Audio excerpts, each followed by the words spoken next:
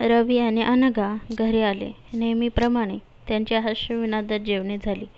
रवी आणि अनघा गप्पा मारीत बसले. रवीने मध्येच तिला विचारले, अनु, उद्याच्या स्पर्धेची तुझी तयारी पूर्ण झाली आहे ना? फुलांच्या गजऱ्याची चिंता करू नकोस. कॉलेजला जाताना गजरे अगदी तयार असतील. मी रमेशकडे गजऱ्यांसाठी ऑर्डर दिली आहे. मग झाले तर बाकी तयारी एकदम ओके. बरे, अरे बॅगसुद्धा भरून ठेवली आहे. एवढेच नव्हे तर आईलासुद्धा बजावले आहे उद्या लवकर उठव.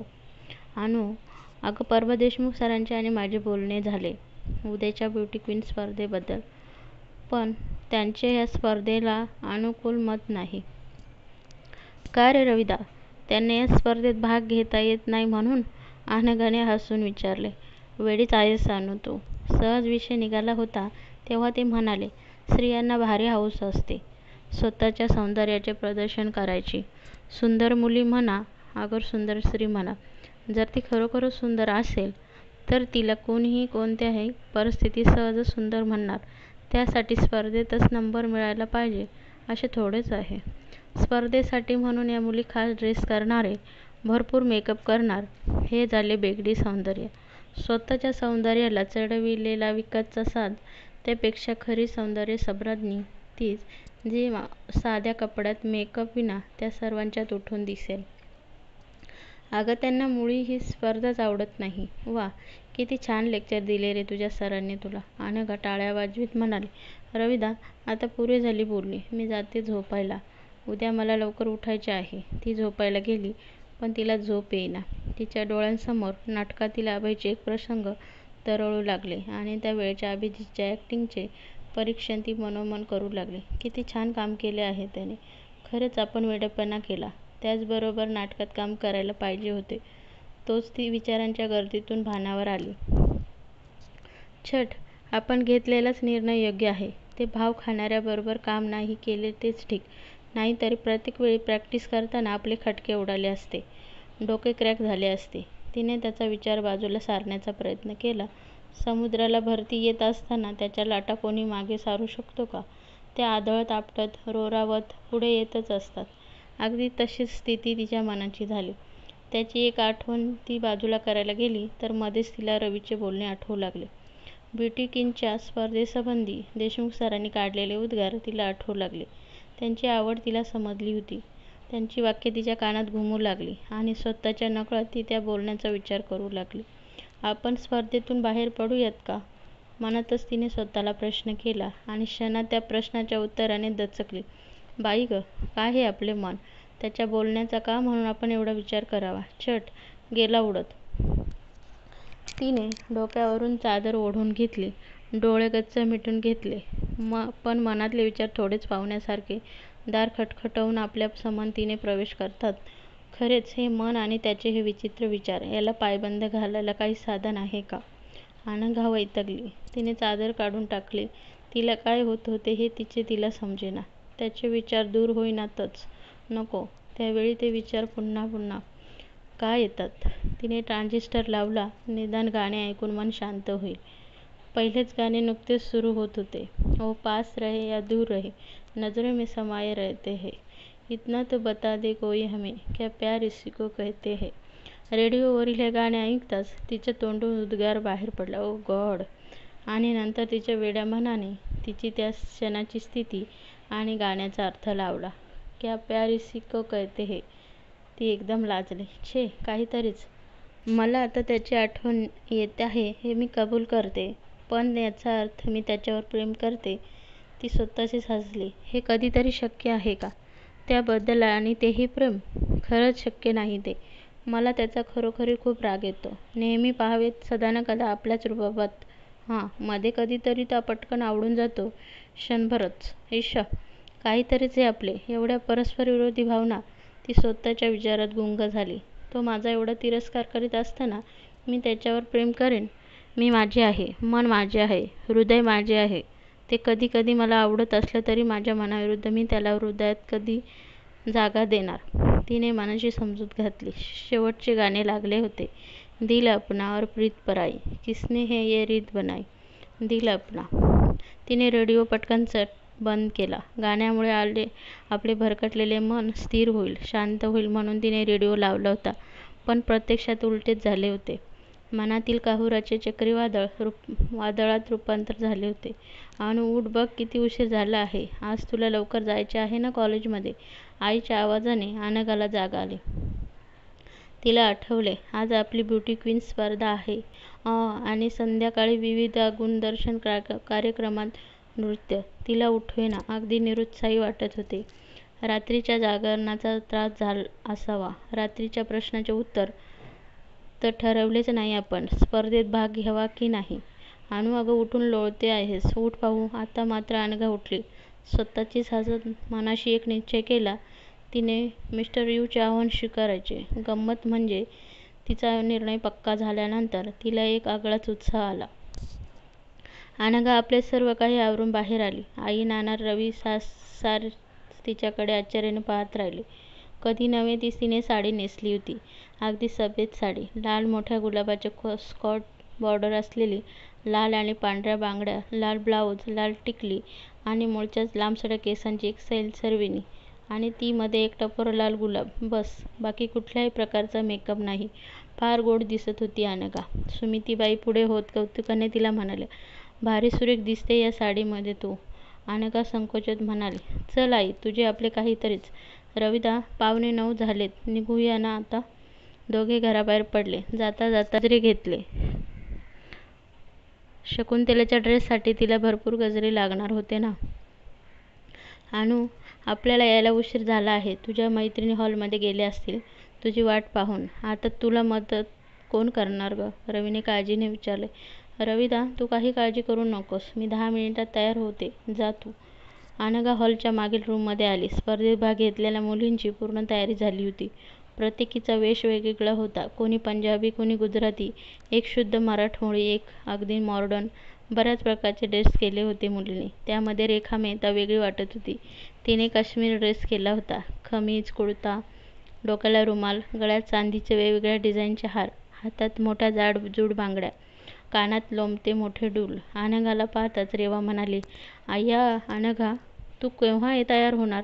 आताच मॅडम सांगून गेल्या आहेत, सर्वांनी तयारीत राहा, परीक्षक आलेले आहेत. एक आम्ही तुझा फर्स्ट नंबर गृहीतच धरला आहे हं. आता आमच्यात फक्त दुसऱ्या नंबरसाठीच चढाओढ होणार आहे. रेवा, माझा नंबर मुळीच गृहीत धरू नकोस, कारण मी स्पर्धेत उतरणार नाही. हे काय बोलतेस तू? रेवा आश्चर्याने म्हणाली. अनघाने फक्त हसून होकार दिला. पंडित मॅडम आत आल्या. मुलींनो, झाली या सर्वांची तयारी? तोच त्याचे लक्ष अनघाकडे गेले. काय ग, अजून तू या सिंपल साडीमध्ये कशी? मॅडम, मी स्पर्धेत उतरणार नाही, प्लीज माझे नाव रद्द करा. छे, काहीतरीच. अगं, तुला भीती वाटते आहे काही? यावर्षी तुझा नंबर दुसरीच कोणी घेईन. तसे काही होणार नाही. माझी खात्री आहे स्पर्धा तूच जिंकणार म्हणून. नाही मॅडम, तसे काही नाही. स्पर्धेत उतरण्याची माझी इच्छाच नाही. तेव्हा प्लीज तिला समजावीत मॅडम म्हणाल्या, अगं, तुझ्यासारखे अद्वितीय सौंदर्य आपल्या कॉलेजमध्ये आहे हे निमंत्रित परीक्षकांना समजून दे. तुला मी सर्वात शेवटी बोलवते स्टेजवर, म्हणजे तुला तयारीला वेळ मिळेल. अनघा काकुळतीला येऊन म्हणाली, सॉरी मॅडम, प्लीज तेवढे माझे नाव रद्द करा. मॅडमने काही वेळ विचार केला आणि त्या अनघाला म्हणाल्या, हे बघ अनघा, एका अटीवर मी तुझे नाव रद्द करते. माझ्याऐवजी तुला शेवटचे आभाराचे भाषण करावे लागेल. मला कसे जमेल ते? अनघा गोंधळली म्हणाली, तुला सर्व काही जमेल, मला खात्री आहे. ही घे परीक्षकांच्या नावांची यादी. एक कागद तिच्याकडे मॅडमने दिला. अनघाला होकार देण्याशिवाय पर्यायच उरला नव्हता. स्पर्धा सुरू झाली. एका पाठोपाठ एक एक स्पर्धक आपली हजेरी स्टेजवर लावून जात होती. शीला म्हणाली, आपली अनघा कधी येणार? एवढ्या मागे कशी कोण जाणे? तोच तर विचार मी मगापासून करते आहे, क्लेरा म्हणाली. क्लेराप्रमाणे सर्व विद्यार्थी अनघा भोसलेंच्या प्रवेशाची वाट पाहत होते. अभिजितला रवीकडून अनघाने स्पर्धेत भाग घेतला आहे हे समजले होते. त्यामुळे तो सुद्धा तिच्या स्टेजवरील आगमनाची वाट पाहत होता, हिशोब करीत होता. आतापर्यंत स्टेजवर येऊन गेलेल्या मुलींमध्ये तिचाच नंबर निश्चित लागेल. पंडित मॅडम बोलू लागल्या, सर्व विद्यार्थ्यांनी 5 मिनिटे शांतता राखावी, तोपर्यंत परीक्षक आपले निकाल देतील. म्हणजे स्पर्धा संपली? रोहिणी आश्चर्याने म्हणाली, आया, आपली अनघा कुठे आहे? तसेच इतर विद्यार्थीही आपापसात ती चर्चा करत होते.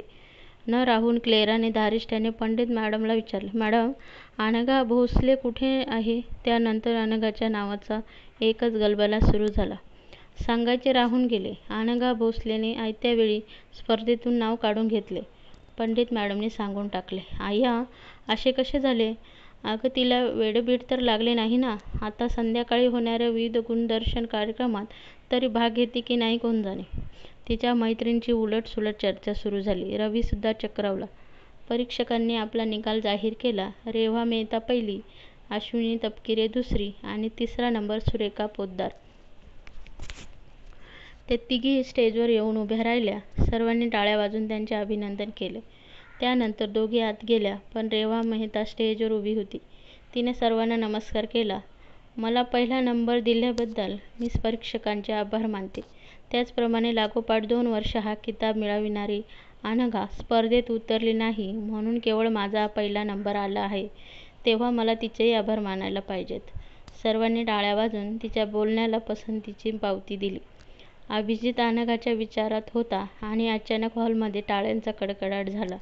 अभिजितने चमकून स्टेजकडे पाहिले आणि तो सुद्धा टाळ्या वाजवणाऱ्यांच्यात सामील झाला. समोर स्टेजवर अनघा उभी होती. स्टेजच्या मधोमध, साध्या कपड्यात, तरीही ती खूप सुंदर दिसत होती. परीक्षकही आपसात बोलून गेले, वा, हे खरे सौंदर्य. अनघाने सबंध हॉलवरून नजर फिरवली. एक हात उंचावून ती सर्वांना शांत राहण्याची विनंती करीत होती. हळूहळू टाळ्यांचा आवाज कमी झाला आणि अनघाने बोलायला सुरुवात केली. पंडित मॅडमने मला हे आभाराचे काम करायला सांगितले आहे. अर्थात हे गोड काम करायला मला आनंदच वाटतो आहे. माननीय परीक्षक, प्रिन्सिपल, स्टाफ वर्ग आणि माझ्या समस्त मित्रमैत्रिणींचे आभार मानायला मी इथे उभी आहे. त्यानंतर अनघाने एका एका परीक्षकाचे नाव घेऊन त्यांचे आभार मानले आणि फुल ना फुलाची पाकळी म्हणून पुष्पगुच्छ आणि श्रीफळ दिले. कार्यक्रम संपेपर्यंत कार्यक्रमाला शांत राहून उत्तम साथ दिल्याबद्दल विद्यार्थ्यांचे आभार मानले आणि शेवटी ती म्हणाली, आता एक छोटासा मुद्दा मी माझ्यासाठी बोलणार आहे. मगाशी रेवाने माझ्या नावाचा उल्लेख केला. वास्तविक मी स्पर्धेतून बाहेर पडल्यानंतर तिने माझे आभार मानायचे काहीच प्रयोजन नव्हते. ती सुंदर तशी खिलाडू वृत्तीची आहे. उगीच का तिला परीक्षकांनी नंबर दिला. ओठावर गोड स्मित आणून ती पुढे म्हणाली, आता तुम्हा सर्वांना उठण्यास काही हरकत नाही. कार्यक्रम संपल्याची मी घोषणा करीत आहे. नमस्ते. तिने सर्वांना हात जोडले. तोच कोठून तरी अनघा भोसले जिंदाबाद ची घोषणा ऐकू आली. स्पर्धेत भाग न घेताही अनघाने स्पर्धा जिंकली होती. अनघाने अपेक्षा केल्याप्रमाणे तिच्या सर्व मैत्रिणी तिची बाहेर वाट पाहत होत्या. अनघा येताच त्यांनी तिच्यावर प्रश्नांचा भडीमार सुरू केला. अनघा चुपचाप ऐकत राहिली. तिच्या मैत्रिणी तिला सारख्या प्रश्न करीत होत्या. अनघा, तू माघार का घेतलीस? या प्रश्नाला ती काय उत्तर देणार होती? खाली मान घालून ती मैत्रिणींची बोलणी ऐकत होती, पण त्याचे तिला बिलकुल वाईट वाटत नव्हते. तिचे मन आनंदाने पूर्ण भरले होते. शेवटी शीला तिला म्हणाली, अनघा, संध्याकाळ तरी तुला तुझा ठरलेला कार्यक्रम करणार आहेस का? आता मात्र अनघा हसून म्हणाली, हो, तुम्ही लवकर येऊन छानशी जागा पकडा, म्हणजे तुम्हाला माझे नृत्य छान दिसेल. अनघाला शोधित रवी तेथे आला. त्यानेही नाराजीचे तोच प्रश्न केला. अनघाने त्या प्रश्नाला उत्तर देण्याऐवजी ती म्हणाली, रविदा, तू स्कूटर घेऊन ये, मी थांबते इथं तुझी वाट पाहत. बिंदूने आज अभिजितला लिफ्ट मागितली होती. अभिजित तिला म्हणाला, सॉरी, मला माझ्या एका मित्राकडे जायचे आहे.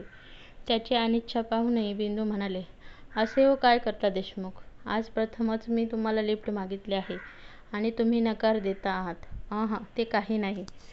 यावर अभिजित काय म्हणणार? ठीक आहे, तुम्ही थांबा इथे, मी स्कूटर घेऊन येतो. अभिजित स्टँडकडे गेला. रवीची आणि अभिजितची तेथे भेट झाली. हॅलो रवी. ओ सर, कसा वाटला तुम्हाला आजचा कार्यक्रम? नाही म्हणजे तुम्ही ह्या कार्यक्रमाविरुद्ध आहात म्हणून विचारले. कार्यक्रम आवडला नाही? मात्र कार्यक्रमाचा शेवट आवडला. अभिजितने खरे सांगून टाकले.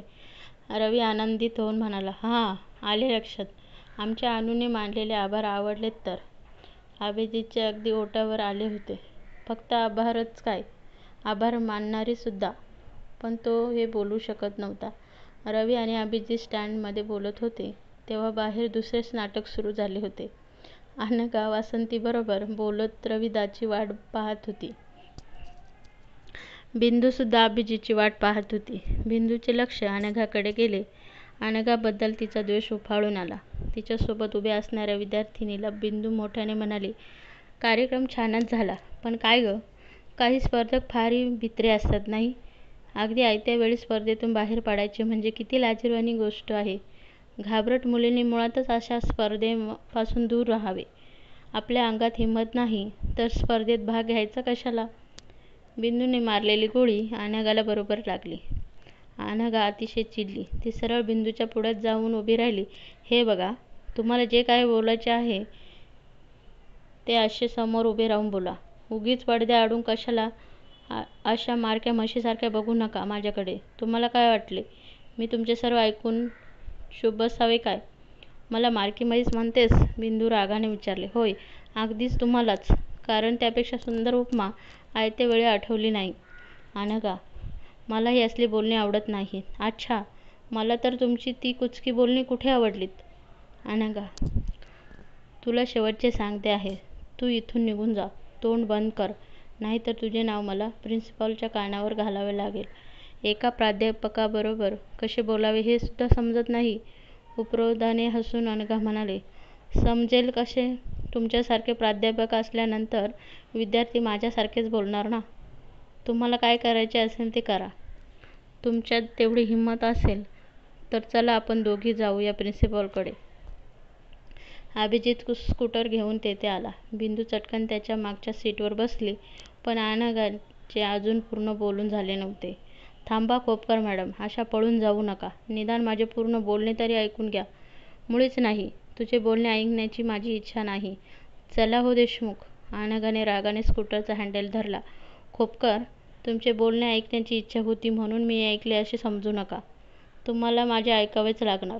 अनघाने स्कूटरचा हँडल धरला होता, त्यामुळे अभिजीतलाही स्कूटर स्टार्ट करता येईना. त्या दोघींचे असे खटकेबाज संवाद ऐकून तो गोंधळला होता. खोपकर, आता काय म्हणालात तुम्ही? स्टेजवर उभे राहण्याची तुमची हिंमत दांडगी होय ना, आणि माझ्यात स्टेजवर येण्याचे धैर्य नाही. अहो, पण मी वेळीच सावध होऊन माघार तरी घेतली. तुम्ही काल स्टेजवर केवढा धुमाकूळ घातला. स्वतःच्या हाताने स्वतःचे हास्य करून घेतलेत. त्यापेक्षा मी बरेच केले. तोच रवी स्कूटर घेऊन आला. त्याला पाहत अभिजीत म्हणाला, रवी, तुझ्या बहिणीला थोडे समजाव ना. अच्छा, तर मिस्टर यू, तुम्हाला काय वाटले? मला वेड लागले आहे म्हणून मी बडबडते आहे? हां, विचारा ना तुमच्या ह्या खास मैत्रिणीला, का म्हणून तिने मला चिडवावे? मी स्पर्धेतून बाहेर पडले म्हणून ती मला वाटेल ते बोलली म्हणे. ती गोष्ट किती लाजिरवाणी. माझा फक्त बोलण्यात दम आहे, बाकी काही नाही. हो मिस्टर यू, तुमचे आव्हान स्वीकारले म्हणूनच केवळ मी स्पर्धेतून बाहेर पडले. आता तुमच्या म्हणण्याप्रमाणे मला त्यामध्ये यश आले की नाही हे तुम्ही ठरवा. खोपकर मॅडम, मी तुमचे काय घोडे मारले होते कोण जाणे, तेव्हा तुम्ही माझा एवढा दोष करता हो.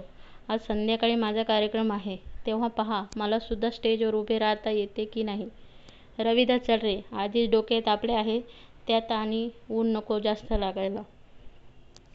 रवीची मात्र घालमेल झाली होती. आपली अनु आहे तापट, काय झाले आहे कोण जाणे, मात्र ती फार चिडली आहे. न राहून रवी अभिजीतला म्हणाला, सर, आमची अनु थोडी तापट आहे. ती काही बोलली असेल तर? पण रवीला बोलू न देता अभिजीत मध्येच म्हणाला, रवी, ह्या तापट आहे ते सांगण्याची गरज नाही मला. त्यांचा पूर्ण अनुभव आहे. आता निघूया. अनघाकडे पाहत तो मिश्किल आवाजात म्हणाला, रवी, जाताना एखाद्या कोल्ड्रिंक्स हाऊसला भेट द्यायला विसरू नकोस. बाय. शब्दाने त्याने रवीला निरोप घेतला असला तरी नजरेने अनघाचा, बाई ग, त्या नजरेत अनघाचा थरकाप झाला. त्या नजरेत खूप काही होतं, आगळं वेगळं. नेहमी दिसणारा आपल्याबद्दलचा तिरस्कार तर नव्हता. त्यामध्ये होती निवांत आपुलकी, प्रेम. अनघाच पपली. छट, शक्यच नाही. मिस्टर यू च्या नजरेत तसा बदल कधीतरी होईल काय? आणि तेही आपल्या बाबतीत. तिला स्वतःचेच हसू आले. हो म्हणे, कोल्ड्रिंक्स हाऊसला भेट द्या. इश्श, आईस्क्रीम खाऊन का राग कमी होणार? हो, आणि म्हणे मला यांचा रागाचा पूर्ण अनुभव आहे. अनघा खुदकन हसली. या क्षणी काही न करता तिचा राग तिच्याकडे पाठ फिरवून धूम पळून गेला होता. रवी मात्र बेचैन झाला होता. आपल्या अनुचा आणि देशमुख सरांचा क्रॉस आहे हे आपण मागेच ओळखले, कारण समजले नाही. पण ह्या नवीन असलेल्या खोपकर मॅडम त्यांचे आणि अनुचे कशात बिनसले आहे. अनुने म्हटले ते काही खोटे नाही. ती नक्कीच अनुचा दोष करते. पण का? अनुचा मूड पाहून तिलाच विचारावं केव्हा तरी. ही आज तू आणि नाना संध्याकाळच्या माझ्या नृत्याच्या कार्यक्रमाला यायलाच पाहिजे हं. रविदाने व्यवस्था केली आहे, अनघाने आईला सांगितले. रवी अनघाकडे एकटक पाहत होता. हीच का आपली अनु? मगाशी फाडफाड बोलणारी आणि आता ती किती शांत दिसते आहे. मगाशी एवढे रामायण होऊनही तिने मनाला कसे लावून घेतले नाही. एवढ्या खुशीत कशी? पण रवीला कसे समजणार? आज अनुला आनंदित करणारे आगळे-वेगळे तिने पाहिले होते आणि ते तिला मनापासून आवडलेही होते. फ्रेंड्स, तुम्हाला हा भाग कसा वाटला कमेंट्समध्ये नक्की सांगा. आणि भाग आवडला तर व्हिडिओला लाईक करा आणि नातं मनाचं ह्या चॅनलला सबस्क्राईब करा आणि बेल आयकॉनवर क्लिक करून ऑलवर सेट करा, म्हणजे पुढचे व्हिडिओ तुम्हाला लगेच भेटेल. धन्यवाद.